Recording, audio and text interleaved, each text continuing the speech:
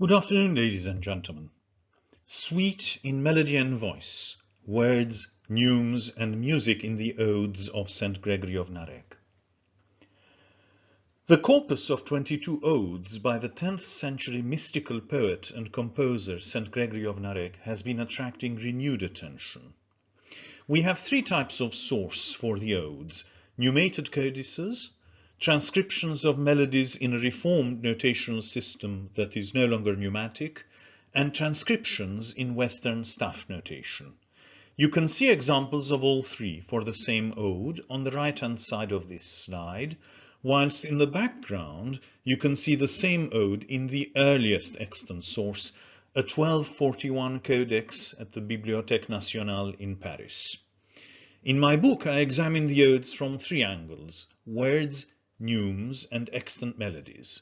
The presentation is concrete, amplified by case studies on specific examples from this corpus of highly intriguing pieces, and drawing on a wide array of manuscript and printed sources from the 13th century to the present day. The odes represent a luminous aspect of the author's genius, quite different to his far better known penitential prayer book, the Book of Lamentation. They are remarkable for their multivalent symbolism and rich imagery verging on the surreal. Yet textual criticism on these miniature masterpieces, unlike that for the Saint's Book of Lamentation, is in its infancy, whilst the neumes have been ignored by scholars.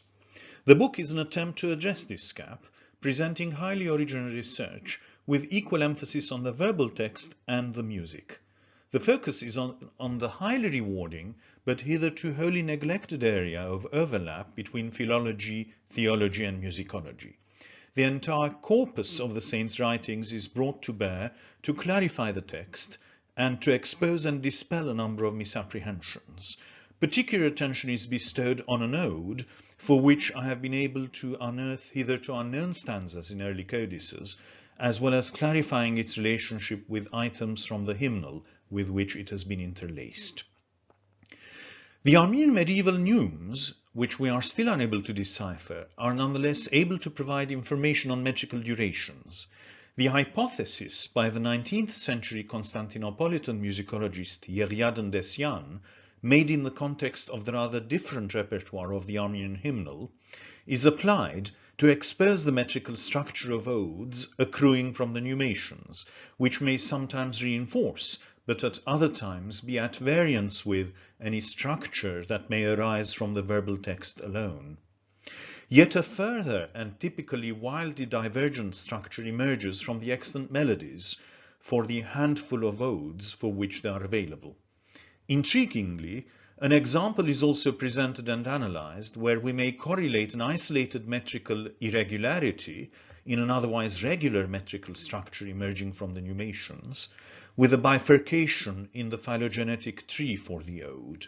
The neumes, even if they cannot necessarily be attributed with certainty to the author himself, are able to assist us to choose between rival readings. Finally, all known extant melodies are presented and discussed in detail, and issues of provenance, modality, and age are pursued as far as possible. The melodies are valuable artistically, even if they are less old than may have been previously assumed. Newly discovered melodies, which I was able to unearth in Constantinopolitan and Venetian archives, are also presented, discussed, and assessed vis-à-vis the words and the neumes that these bear for the first time.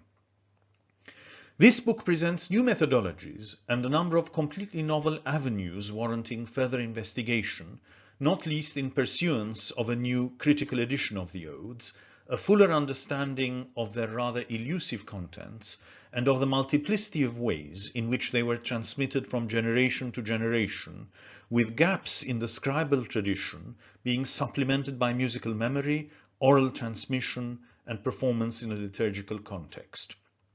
It also serves as a testament to the irrepressible creativity and inventiveness of successive generations of church musicians, able to compose and recompose increasingly sophisticated settings on the same words in a manner that reflected evolving tastes and inclinations over a millennium.